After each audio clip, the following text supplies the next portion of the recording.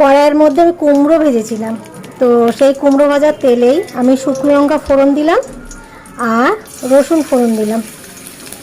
আর এই দেখো কুমড়ো ভাজা তো এইখানে রেখেছি। তো রসুনটা একটুখানি নাড়াচাড়া করব। রসুনটা লাল লাল করে ভাজা হয়ে গেছে। এবার খুব সামান্য হলুদ দিলাম, একদম সামান্য, আর পরিমাণ মতো নুন দিলাম, দিয়ে একটু নাড়াচাড়া করে এই যে পাট শাক, আর পাট শাকের মধ্যে আমি দুটো কাঁচা লঙ্কা চিড়ে দিয়েছি। একটুখানি নাড়াচাড়া করি। তো দেখো নাড়াচাড়া করতে করতে একদম পাতাগুলো নরম হয়ে গেছে। তো এই অবস্থায় আমি জল দিয়ে দেবো, আর কিচ্ছু না। এবার একটু ঢাকনা দিয়ে ঢাকা দিয়ে দেবো।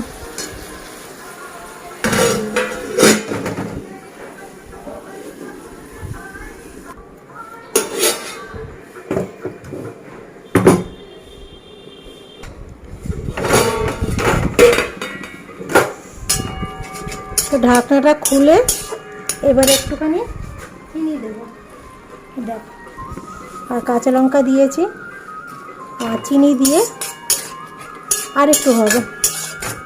এটা হোক, আবার ফিরে আসছি।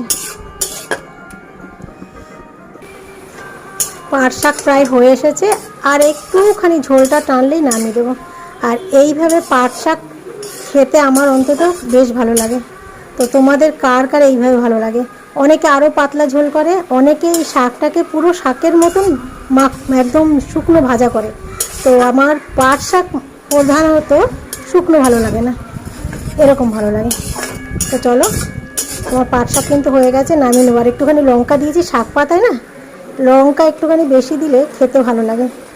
আর যেটা হলুদের কথা বলি, শাকে নাকি হলুদ খেতে নেই, শাকের নাকি স্বাদটা নষ্ট হয়ে যায় হলুদ দিয়ে। তো আমরা আইসি মানুষ, একটু হলুদ খেতেই লাগে আমাদের, তাই সামান্য হলুদ দিয়েছি। তো আমার শাক হয়ে গেছে, আমি গ্যাস অফ করে দিচ্ছি। এবার নামাবো। এই বাটি টাটি রেডি করে রেখেছি, দাঁড়াও। চলো নামিয়ে নিই।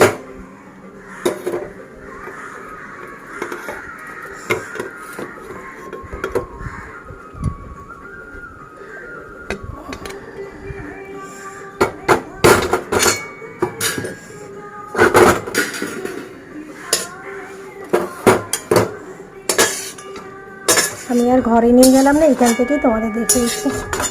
তো চলো, আমার প্রিয় শাক বলতে পারো পালং শাক, কিন্তু এটাও প্রিয়র থেকে কম না, এটাও প্রিয় বলতে পারো। মানে প্রিয় তালিকায় অনেক কিছু আছে, তো তো এটাও একটা প্রিয় শাক। তো রেডি আমার পাট শাকের রেসিপি।